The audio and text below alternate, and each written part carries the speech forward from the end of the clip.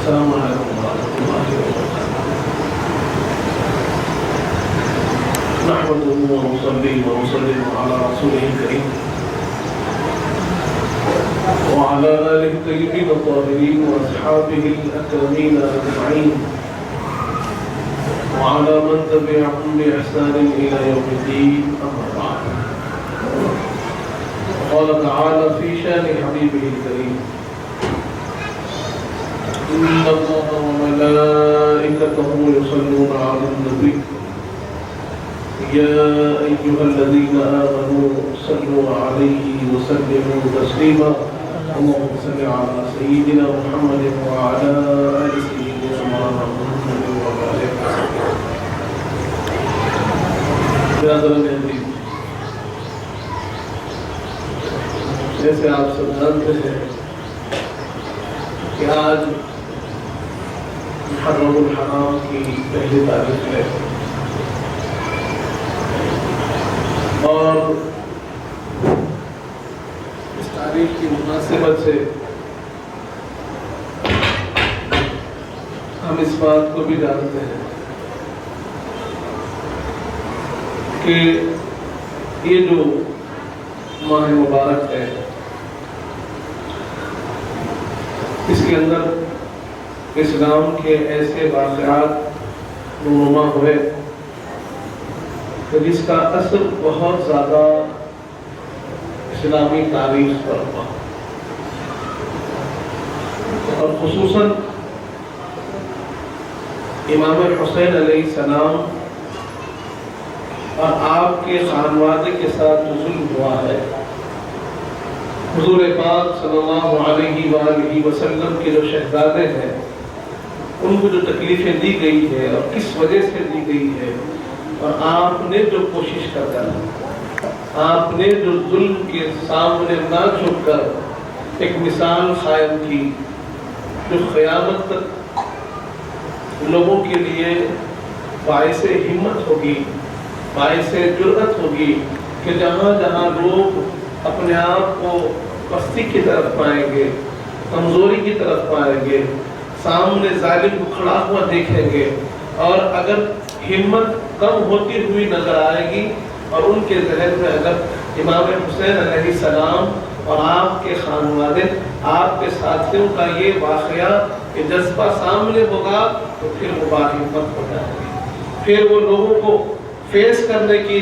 طاقت آ جائے گی، وہ کہیں گے کہ بھائی اس سے بڑی کیا تکلیف ہو سکتی ہے، کیا مشکل ہو سکتی ہے، کہ جو مثال ہمیں امام حسین علیہ السلام نے دی اس سے بہتر مثال کوئی دنیا میں ہم کو اور کوئی پیش نہیں کر سکتا۔ برادران عزیز، محرم کے اندر ہم دو واقعات کو بزرگوں سے سنتے ہوئے ہیں، کیونکہ محرم کی ابتدا میں ہم حضرت عمر فاروق رضی اللہ عنہ خلیفۃ المسلمین امیر المؤمنین ہیں، آپ کی جو شہادت ہے اس کو سنتے ہیں، اور پھر جو دیگر ہمارے مجالس ہوتے ہیں محرم کے 10 محرم تک ہم فضائل اہل بیت اور امام حسین علیہ السلام کی شہادت کے واقعات سنتے ہیں۔ تو آج پہلی محرم، کیونکہ مورخین نے دو روایتیں پیش کی، ایک روایت 28 ذی الحجہ کی ہے جو شہادت امام، جو شہادت حضرت عمر فاروق رضی اللہ عنہ کی بیان ہے، اور ایک تاریخ پہلی محرم کی ہے جس پر شہادت حضرت عمر فاروق کو ذکر کیا جاتا ہے۔ تو ہم آج کوشش کریں گے کہ ہم حضرت عمر فاروق رضی اللہ عنہ کی شہادت اور آپ کی حیات بابرکت سے کچھ جانیں، کچھ سنیں، اور آپ کے طریقے کو اپنائیں، اور اپنانے میں بھی کون سا طریقہ جس کو حضور پاک صلی اللہ علیہ وسلم نے فرمایا کہ تم پر میرا طریقہ بھی ضروری ہے، میرے خلفائے راشدین کا طریقہ بھی ہے۔ برادران عزیز، حضرت عمر فاروق آپ حضور پاک صلی اللہ علیہ وسلم کے صحابہ اکرام نے ایک نمایاں مقام رکھا، ایک بہت بلند پایہ شخصیت، اسلام قبول کرنے سے پہلے بھی عرب کے اندر آپ کا ایک خصوصی مقام تھا، اور اسلام قبول کرنے کے بعد بھی وہ مقام اور بڑھ گیا۔ حضور پاک کی نسبت سے آپ کی رفعت و عزت میں اور بلندی اللہ نے عطا فرمائی۔ برادران، حضرت عمر فاروق رضی اللہ عنہ یہ وہ ذات ہے کہ جن کے اندر ہم دیکھتے ہیں کہ بیک وقت جہاں غیروں کے لیے سختی ہے، جہاں خرابی کے لیے سختی ہے، وہیں پر اپنوں کے لیے اور اپنے آپ کے لیے بڑی تلقین ہے۔ مزاج میں ایک طرف ہم دیکھتے ہیں کہ جلال ہے، دوسری طرف دیکھتے ہیں کہ بالکل نرمی اور انکساری اور تواضع بھی نظر آتا ہے۔ آج ہم حضرت عمر فاروق کے فضائل کے کچھ حصوں کو جانیں گے۔ آپ کی فضائل میں ایک بنیادی جو بات ملتی ہے، جس کو حضور پاک صلی اللہ علیہ وآلہ وسلم نے ارشاد فرمایا، وہ یہ ہے کہ حضرت عمر فاروق کو یہ فضیلت حاصل ہے کہ آپ کئی مرتبہ وحی کے مطابق مشورہ کریں۔ مطلب کیا ہے کہ کئی ایسے واقعات رونما ہوئے، کئی ایسی باتیں رونما ہوئی کہ حضرت عمر فاروق رضی اللہ عنہ حضور پاک صلی اللہ علیہ وسلم کے بارگاہ میں حاضر ہو کر مشورہ دیے، یا رسول اللہ ہم اس طریقے سے کام کریں گے۔ اور اللہ تبارک تعالیٰ نے جبرائیل امین کو بھیج دیا وحی لے کر کہ جو عمر کہہ رہے ہیں وہ مشورے کو آپ قبول کر لیں۔ ایسے آپ خود فرماتے ہیں کہ 6 مرتبہ ایسا ہوا، 6 آیات ایسی ہیں کہ اللہ نے وحی کے ذریعے سے میری تائید فرمائی۔ حضرت عمر فاروق کی تائید کس کے ذریعے سے ہوئی؟ قرآنی آیات کے ذریعے سے ہوئی، وحی کے ذریعے سے ہوئی۔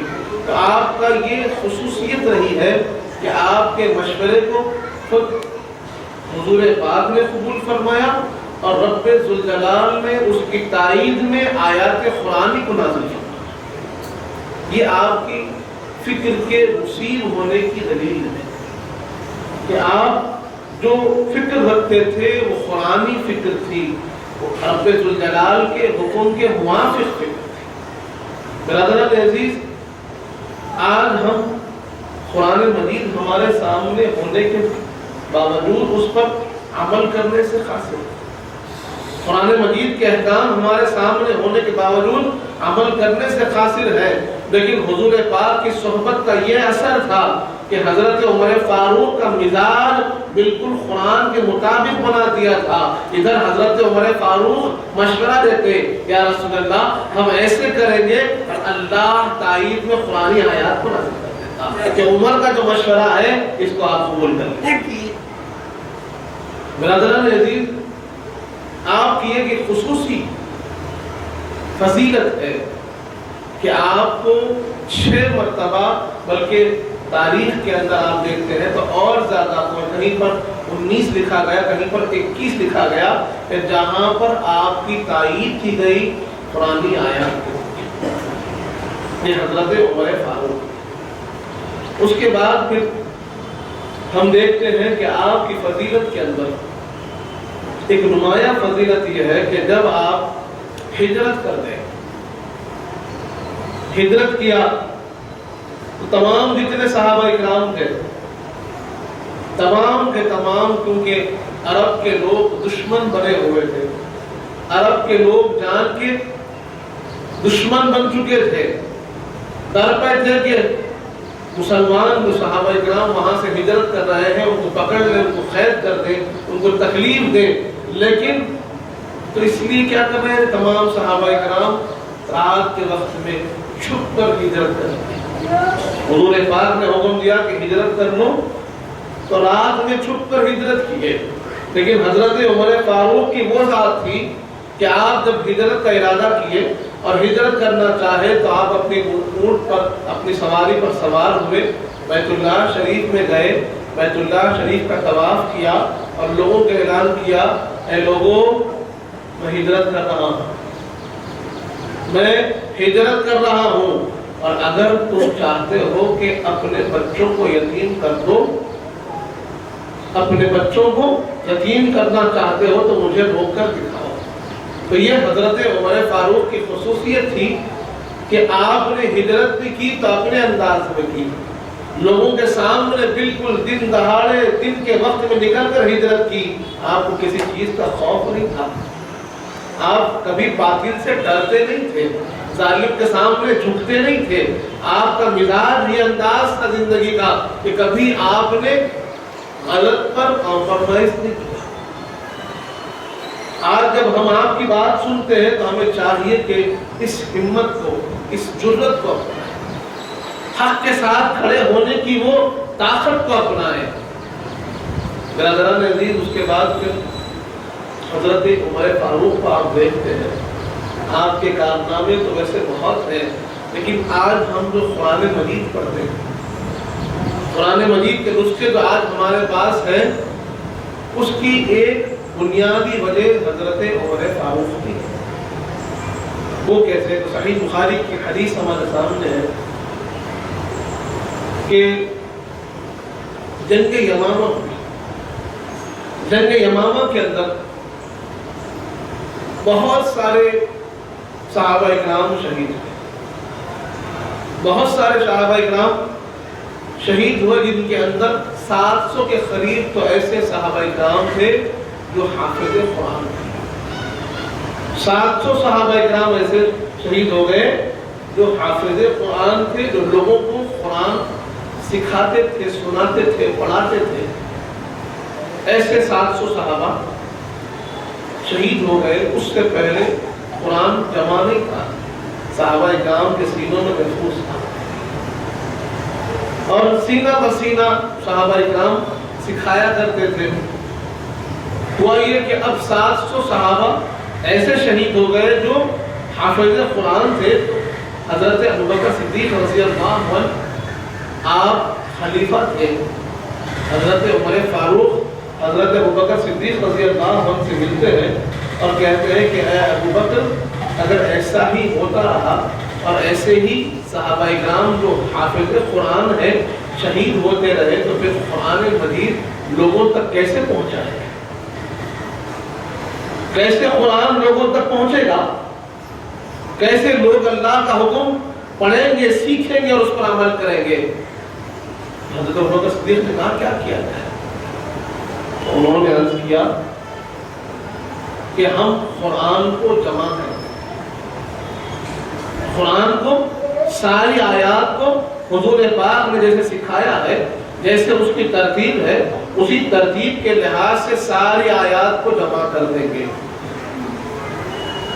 پہلے تو حضرت ابوبکر صدیق نے کہا کہ ہم وہ کام کیسے کریں جو حضور پاک نے نہیں کیا، لیکن حضرت عمر فاروق نے کہا کہ آج وقت کی ضرورت ہے۔ اگر صحابہ اکرام ایسے ہی شہید ہوتے رہے تو ایک وقت ایسا بھی آ سکتا ہے خدا نہ خواستہ کہ کوئی حافظ قرآن موجود نہ ہو، لیکن اللہ کا وعدہ تھا، اللہ نے حضرت عمر فاروق سے کام لیا، اللہ نے حضرت ابوبکر صدیق سے کام لیا، اللہ نے حضرت عثمان غنی سے کام لیا کہ آپ سب نے مل کر قرآن کو جمع کر دیا۔ اب ہر آیت کے 2 گواہ لیے گئے، اور اس طریقے سے قرآن مجید کو سب سے پہلے جمع کرنے والے کون ہیں؟ حضرت ابوبکر صدیق ہیں۔ کس کے مشورے پر جمع کیا؟ حضرت عمر فاروق کے مشورے پر آپ نے اس کو جمع کیا۔ تو برادران عزیز، آج جب ہم قرآن پڑھیں تو اس کا ضرور اہتمام کریں کہ ہم اس کا ایصال ثواب حضرت عمر فاروق کو دیں، کیونکہ آپ کا بہت بڑا کردار ہے قرآن کو ہم تک پہنچانے میں۔ برادران عزیز، اسی طریقے سے آپ اگر ہم حضرت عمر فاروق کے فضائل کو دیکھیں گے تو بہت سے فضائل ہیں، جیسے حضور پاک صلی اللہ علیہ وسلم نے آپ کو اپنی زندگی میں ہی جنت کی بشارت دی تھی۔ آپ کو کہہ دیا کہ عمر، آپ جنت میں ہوں گے، جنت میں آپ کا محل ہوگا، اور میں نے اس محل کو دیکھا ہے۔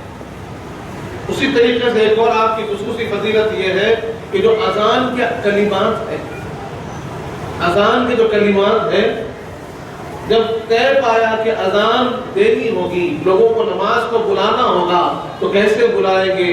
کسی نے کہا کہ کچھ آواز بلند کر دے، کسی نے کہا کہ نخارہ بلند کر دے، کسی نے کہا کہ دفوف بجا دیے جائیں، لیکن حضور پاک نے ان کو پسند نہیں کیا۔ اللہ کی طرف سے کلمات اذان 2 صحابہ اکرام کے خواب میں بتائے گئے، ان میں سے ایک صحابی حضرت عمر فاروق تھے، جو خواب میں اذان کے کلمات کو سنے اور آ کر حضور پاک سے عرض کیا، یا رسول اللہ میں نے یہ کلمات کو سنا ہے، اللہ اکبر اللہ اکبر اشہد ان لا الہ الا اللہ، یہ جو کلمات اذان کے ہیں یہ میں نے سنے ہیں۔ حضور پاک نے کہا، عمر تم نے سچ سنا ہے، کہ اللہ کی طرف سے ہے اور یہی ہمارا اذان ہوگی، اس سے ہم لوگوں کو عبادت کی طرف بلائیں گے۔ برادران عزیز، حضرت عمر فاروق کی شخصیت ایک طرف بہت تعمیری شخصیت تھی اور دوسری طرف اللہ سے بے پناہ تعلق رکھنے والی شخصیت۔ جیسے ہم جانتے ہیں کہ آپ کا واقعہ بڑا مشہور ہے کہ جب آپ اذان سنتے تو آپ کے چہرے کا رنگ بدل جاتا، چہرے پر خوف کے آثار نمودار ہو جاتے اور لوگ آپ سے پوچھتے کہ یہ خوف کیوں، یہ چہرے کے رنگت کیوں اڑ گئی ہے؟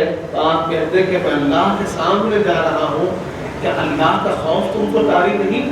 کیا چہرہ لے کر اللہ کے سامنے جاؤ گے؟ کیا چہرہ لے کر میں اللہ کے سامنے جاؤں گا؟ یہ حضرت عمر فاروق کی کیفیت تھی کہ جن کو حضور پاک نے اپنی زندگی میں فرما دیا تھا کہ عمر تم جنتی ہو، تم جنتی ہو، اور حضرت عمر فاروق اپنا عمل سے بتا رہے تھے ایک سچا مومن، ایک وہ شخص جو جنت میں جانا چاہتا ہے، جنت میں جس کا مقام ہے، وہ اللہ کے ساتھ کیسے تعامل رکھتا ہے، کیسے خوف خدا اس پر طاری رہتا ہے، کیسے وہ اللہ کی عبادت کیا کرتا ہے، اور کیسے وہ اللہ کے سامنے اپنے آپ کو پیش کرتا ہے، حضرت عمر فاروق نے سکھایا ہے۔ برادران عزیز، آج ہم نماز میں کھڑے ہوتے ہیں تب بھی وہاں پر توجہ نہیں ہوتی، نماز میں کھڑے ہوتے ہیں تو وہاں پر بھی دنیا کی فکر ہوتی ہے، لیکن حضرت عمر فاروق بتاتے ہیں کہ جب تم نماز میں کھڑے ہو جاؤ تو سوائے اللہ کے کسی اور کی فکر تم کو نہ ہو، یہ خیال کہ اللہ کے سامنے کھڑے ہیں، اس کے سوا کوئی اور خیال نماز میں نہیں ہونا چاہیے۔ اس سے اپنی نمازوں کو پاک رکھیں، اللہ کے سامنے کھڑے ہو تو صرف اللہ کا خیال ہو، اللہ کا ذکر ہو، اللہ کی یاد ہو، اللہ کا خوف ہو، اس کی رحمت کی طلب ہو، اس کی مغفرت کی طلب ہو۔ برادران عزیز، ان چیزوں کو ہمیں اپنانا ہوگا۔ اب جہاں ایک طرف ہم نے دیکھا کہ حضرت عمر فاروق کا عمل کیسا تھا اور اس عمل کو ہمیں اپنانا ہے، تو ہمیں یہ بات بھی جاننی چاہیے کہ جب ہم صحابہ اکرام کے زندگی کی بات کرتے ہیں، حیات بابرکت کی بات کرتے ہیں اور ان کو اس کو اپنانے کی بات کرتے ہیں یا پھر سیرت طیبہ کو سیکھنے کی بات کرتے ہیں، تو ہم کیا کرتے ہیں؟ اس کو صرف ایک جہت کی طرف کرتے ہیں، وہ کیا ہے کہ عبادت کیسے کرتے ہیں، صرف ایک جہت ہے ذہن میں کہ عبادت کرنا کیسے ہے، لیکن کیونکہ یہ ماہ محرم ہے تو اس لحاظ سے ہمیں اس بات کو بھی سیکھنا ہوگا کہ صحابہ اکرام اہل بیت اطہار سے کیسے محبت کرتے تھے، حضور پاک صلی اللہ علیہ وسلم سے کیسے محبت کرتے تھے۔ یہ تعلیم بھی ہم کو لینی ہے تو صحابہ اکرام سے لینی ہے، یہ چیز بھی سیکھنا ہے کہ حضور پاک سے محبت کیسے کریں، وہ بھی صحابہ اکرام سے سیکھنا ہوگا، حضرت عمر فاروق سے سیکھنا ہوگا۔ برادران عزیز، حضور پاک صلی اللہ علیہ وسلم کے لیے حضرت عمر فاروق کی جو محبت تھی اس کا انداز بھی دیکھیے۔ صحیح بخاری میں حدیث موجود ہے اور دیگر ستہ کی کتب میں یہ حدیث موجود ہے، مشہور حدیث ہے۔ ایک مرتبہ حضور پاک صلی اللہ علیہ وآلہ وسلم نے حضرت عمر فاروق سے پوچھا کہ عمر तुम मुझसे कितनी मोहब्बत करते हो? सवाल क्या हो रहा है? उमर तुम मुझसे कितनी मोहब्बत करते हो? तो इस पर हजरत उमर फारूक ने अर्ज किया, या रसूल अल्लाह, मैं आपसे बड़ी मोहब्बत करता हूँ कि मेरा माल आप पर से कुर्बान है, मेरी औलाद आप पर से कुर्बान है, मेरे वालिदैन आप पर से कुर्बान है, लेकिन मैं अपनी जान को बड़ा अजीज रखता हूँ, मैं अपनी जान को बड़ा अजीज रखता हूँ। हुजूर पाक ने कहा, उमर ऐसे इधर करीब आओ। हुजूर पाक ने हजरत उमर फारूक को अपने करीब बुलाया और अपना दस्ते करम हजरत उमर फारूक के सीने पर रखा और पूछा, अब बताओ उमर क्या कहते हो? आपने कहा, या रसूल अल्लाह, मेरी जान भी आप पर से कुर्बान है, मेरी जान भी आप पर से कुर्बान है। इस पर हुजूर पाक ने कहा, अल-आन या उमर, उमर तुम्हारा ईमान अब मुकम्मल हुआ, क्योंकि जब तक कोई मुझे अपनी जान से बढ़कर मोहब्बत ना करे, अपनी औलाद से बढ़कर मोहब्बत ना करे, अपने घर वालों से बढ़कर मोहब्बत ना करे, अपनी माल दौलत से बढ़कर मोहब्बत ना करे, उसका ईमान मुकम्मल नहीं होता। इसीलिए जब तुमने कहा कि मैं तुम्हारी जान से बढ़कर तुम्हारे पास महबूब हूँ, तो तुम्हारा ईमान अब मुकम्मल। बरादरान अज़ीज़, हुजूर पाक ने अपनी मोहब्बत को हजरत उमर फारूक के क़ल्ब में पैवस्त किया, दाखिल किया। उसके बाद फिर जब बात आती है अहले बैत अतहार की, मोहब्बत की, तो इस पर हजरत उमर फारूक फरमाते हैं कि खुदा की कसम, हुजूर पाक की अहले बैत अतहार की मोहब्बत मुझे अपने घर वालों से बहुत ज्यादा, मैं अपने घर वालों से ज्यादा हुजूर पाक के घर वालों से मोहब्बत करता हूँ, अपनी औलाद से ज्यादा हुजूर पाक के शहजादों से मोहब्बत करता हूँ। ये हजरत उमर फारूक फरमाते हैं। और एक मर्तबा का वाक़या है, आप इससे वाज़ेह तौर पर जानेंगे कि अपने बच्चे की आपकी तरबियत कैसे की, अपने शहजादे की तरबियत, हजरत अब्दुल्ला इब्न उमर की तरबियत हजरत उमर फारूक कर रहे हैं। और कैसे कर रहे हैं? देखिए कि आप जब अमीरुल मुमिनीन थे, हजरत उमर फारूक का ज़माने खिलाफत है, दौरे खिलाफत है, उस वक्त में माल आया, जंग का माल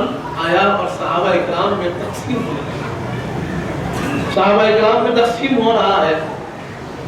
इस पर होता ये था कि जो बदर के सहाबा थे, जो जंग बदर में हिस्सा लिए थे, उनको हिस्सा ज्यादा मिलता, क्योंकि उनका जो खिदमत इस्लाम के लिए है वो बहुत ज़्यादा है, उनका मकाम इस्लाम में बहुत ऊंचा है, इसलिए उनको ज़्यादा हिस्सा दिया जाता था। इस पर जब माल तकसीम होने लगा तो बदर वाले सहाबा को डबल मिलने लगा आम सहाबा इकराम के। आम सहाबा इकराम को अगर 500 मिल रहे हैं तो बदर वालों को 1000 मिल रहे। यूं ही तकसीम चलने लगी। जब बारी आई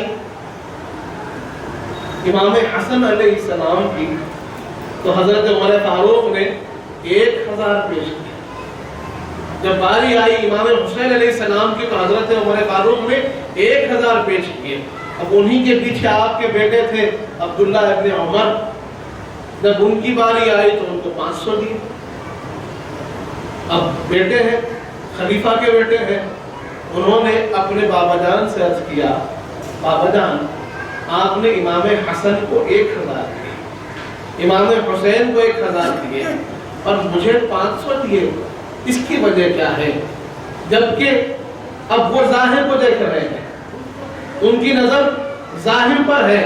और उन्होंने अपने बाबा से अर्ज किया कि बाबा जब इमाम हसन इमाम हुसैन छोटे थे तब मैं हुजूर पाक के साथ जंगों में शरीक हुआ करता था, अभी वो कम सिन थे और मैं हुजूर पाक के साथ जंग में शरीक होता था, तब भी आप मुझे कम दे रहे हैं और उनको ज्यादा दे रहे हैं, ऐसा क्यों हो रहा है? तो इस पर हजरत उमर फारूक ने कहा, अब्दुल्ला पहले उनकी नाना की तरह नाना तो लेकर आओ, उनकी नानी की तरह नानी तो लेकर आओ, उनके बाबा की तरह बाबा तो लेकर आओ, उनकी अम्मी की तरह अम्मी तो लेकर आओ कि उनके नाना रसूल पाक हैं और तुम्हारे नाना कौन है? उनकी नानी बीबी खदीजत कुबरा है, तुम्हारे नानी कौन है? उनके वालिद गिरामी मौला अली मुश्किल कुशा है, तुम्हारे वालिद को देखो। उनकी वालिद माजिदा सय्यदा कायनात बीबी फातिमा ज़हरा है, तुम्हारी अम्मी कौन है? उनके मामू को देखो, तुम्हारे मामू को देखो कि उनके मामू हजरत कासिम है, हजरत इब्राहिम है, हजरत ताहिर है, और तुम्हारे मामू कौन है? आप उनके चचा को देखो, उनके चचा जाफर तैयार है, और तुम्हारे चचा कौन है? इस तरीके से हुजूर पाक सल्लल्लाहु अलैहि वसल्लम के खानवादे की अज़मत को अपने शहजादे को समझाया और कहा कि ये शहजादों की कम सिन्नी को ना देखो, इनकी कम उम्री को ना देखो, इनके खिदमत को ना देखो, जब इनको देखो तो इनकी निस्बत से देखो, ये किसके शहजादे हैं, ये देख लो कि ये हजरत हुजूर पाक के शहजादे हैं, ये देख लो ये किसके शहजादे हैं। और जब जब इनको देखना तो इस निस्बत से देखना कि सरवरे कायनात के शहजादे अपने शहजादे की तरबियत कर रहे हैं, उनको समझा रहे हैं हजरत उमर फारूक, और उनकी तरबियत के साथ सारी उम्मत की तरबियत कर रहे हैं कि ऐ उम्मतियों, हुजूर पाक ने तुमको हुक्म दिया है कि तुम पर मेरा तरीका भी लाजिम है, हुजूर पाक का तरीका भी लाजिम है, और खुलफाए राशिदीन का तरीका भी लाजिम है। तो मोहब्बत करनी हो तो खुलफाए राशिदीन की तरह मोहब्बत करो, हजरत उमर फारूक की तरह मोहब्बत करो, और अहले बैत अतहार की खूब कदर करो जैसे हजरत उमर फारूक ने की। बिरादरान अजीज, एक वक्त का वाक़या सुनन तिरमिज़ी में हदीस मौजूद है कि हज़रत उमर फारूक खलीफतुल मुस्लिमीन है, अपने मिंबर पर तशरीफ फरमा है और खुतबा दे रहे हैं। इमाम हुसैन अलैहिस्सलाम कमसिन शहजादे हैं। आपने देखा कि हज़रत उमर फारूक मिंबर पर तशरीफ रखकर खुतबा दे रहे हैं, आपने जाकर 55 है इरशाद फरमा दिया, ऐ उमर आप उतर जाइए, आप उतर जाइए, ये मेरे नाना जान का मिंबर है, ये मिंबर मेरे नाना जान का है, आप उतर जाइए। और यहाँ पर सीखने वाली बात है, खलीफतुल मुस्लिमीन सारे के सारे लोग बैठे हुए हैं, सहाबा इकराम भी बैठे हुए हैं, ताबई भी बैठे हुए हैं, सब बैठकर आपको सुन रहे हैं, हजारों लोग मौजूद हैं। वहां पर हजरत उमर फारूक का जवाब हमको तालीम दे रहा है कि कैसे कद्र की जाती है अहले बैत अतहार की। हजरत उमर फारूक अपना खुतबा रोकते हैं क्योंकि उनकी निगाहें भी देख रही थी कि जब शहजादे आते हुजूर पाक भी अपना खुतबा रोक देते थे। शहजादों के लिए हुजूर पाक मिंबर से उतर जाते थे और वही सुन्नत को पूरा करते हुए हजरत उमर फारूक अपने मिंबर से उतर जाते हैं, उतर कर आकर आगे बढ़ते हैं और इमाम हुसैन अलैहिस्सलाम को अपने गोद में लेकर ले जाकर मिंबर पर अपने बाजू बिठाकर इरशाद फरमाते हैं, शहजादे उमर के सर पे जो बाल है ना, उमर की जो इज्जत है वो आपके नाना रसूल पाक की सदक़े में है। ये मिंबर ही नहीं, ये उमर के बाल भी आपके नाना के सदक़े में है। ये किसने सिखाया? ये हजरत उमर फारूक ने सिखाया। तो जहां हम एक तरफ हजरत उमर फारूक से नमाज पढ़ने का तरीका सीखते हैं, जहां हम एक तरफ हजरत उमर फारूक से रोजा रखने का सलीका सीखते हैं, जहां हम एक तरफ हजरत उमर फारूक से ये सीखते हैं कि सदका खैरात कैसे करनी चाहिए, अवामी खिदमत कैसे करनी चाहिए, अखलाक और किरदार कैसे होने चाहिए, अपनी रात की इबादत कैसे हो, खशियत इलाही कैसे हो, खौफ खुदा कैसे हो, ये तमाम चीज़ों को सीखते हैं। और दूसरी तरफ ये भी सीखने की जरूरत है कि हुजूर पाक से मोहब्बत कैसे करनी चाहिए, अहले बैत अतहार से मोहब्बत कैसी करनी चाहिए, इमाम हसन से मोहब्बत कैसे करनी चाहिए, इमाम हुसैन से मोहब्बत कैसे करनी चाहिए, मौला अली से मोहब्बत कैसे करनी चाहिए, सैयदा कायनात से मोहब्बत कैसे करनी चाहिए। ये मोहब्बतों का तरीका भी सलीका भी सिखाया है तो हजरत उमर फारूक ने सिखाया है। इस किरदार को हमें अपनाना होगा। आखिरत की फिक्र कैसे हो ये भी हजरत उमर फारूक ने सिखाया है। जालिम का मुकाबला कैसे हो ये भी हजरत उमर फारूक ने सिखाया है। सच्चाई का साथ कैसे हो ये भी हजरत उमर फारूक ने सिखाया है।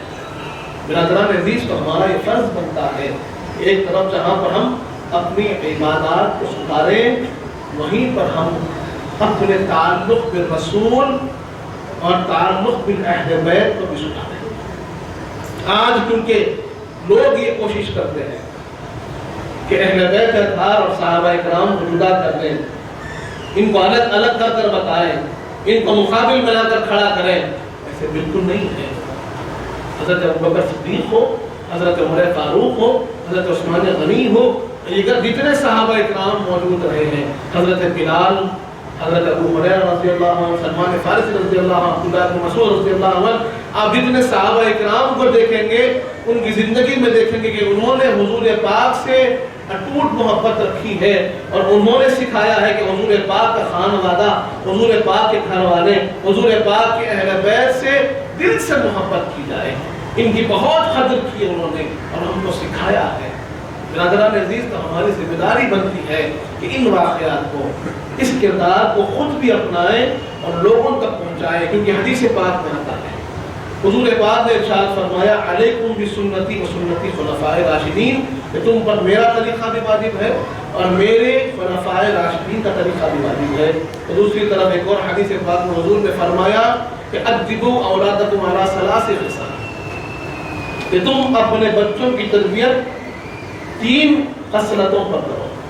لوگ کہتے ہیں کہ بچوں کی تربیت کیسے کریں، بچوں کو صحیح راستے پر کیسے لائیں، بچوں کو کس طریقے پر ان کی تربیت کی جائے، ان کی نشو و نما، ان کی پرورش کی جائے۔ تو حضور پاک نے ارشاد فرمایا کہ تم پر 3 ایسی چیزیں ہیں جس پر تم کو اپنے بچوں کی تربیت کرنا ہے۔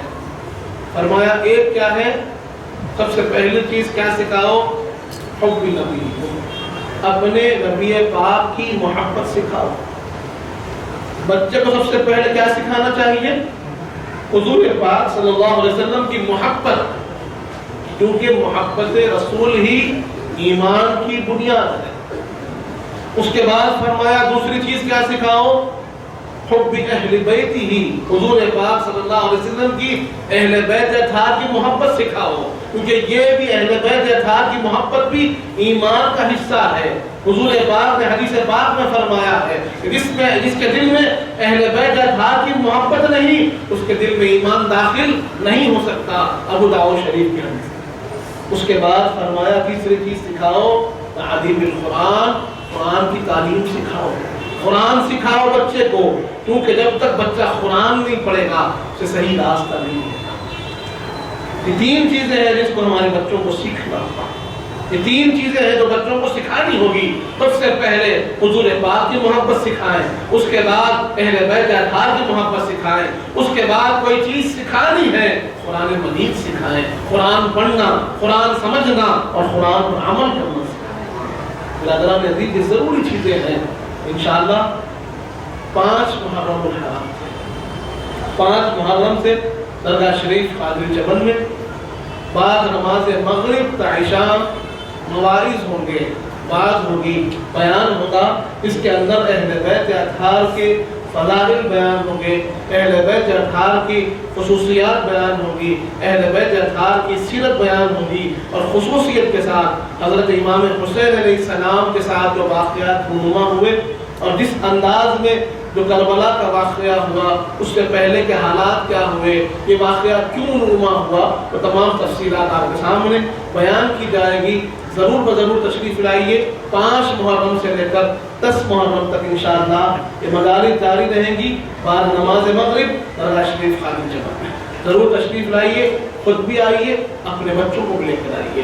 اللہ تعالیٰ سے دعا ہے مالک جب تک زندہ سلام وقت موت کی ایمان کرتے ہیں، وقت ندا حضور پاک صلی اللہ علیہ وسلم کا دیدار نصیب فرما ہے، میں نیک اور صالح متقی و پرہیزگار بنا، ہمارے گناہوں کو معاف فرما، ہمارے گناہوں کو نیکیوں سے تبدیل کر فرما، ہم میں جو پریشان ہیں ان کی پریشانیوں کو دور فرما، ہم میں جو بیمار ہیں انہیں شفا کاملہ عطا فرما، ہم میں جو مخلوق ہم کی صدر عطا فرما، جو بچیاں بیٹھی ہوئی ہیں ان کا نصیبہ نیک فرما، جن کی شادیاں ہو چکی ہے ان کی زندگیوں میں خوشیاں عطا فرما، ان کو نیک صالح اولاد عطا فرما، جو کچھ کہے ہیں جو کچھ سنے ہیں اس پر عمل کرنے کی توفیق عطا فرما، حضور پاک صلی اللہ علیہ وآلہ وسلم کا سچا غلام و امتی بنا ہمارے، اہل بیت اطہار کا غلام بنا، صحابہ کرام کا چاہنے والا بنا، اولیاء اللہ کا چاہنے والا بنا، ان کے بتائے راستے پر چلنے کی توفیق عطا فرما۔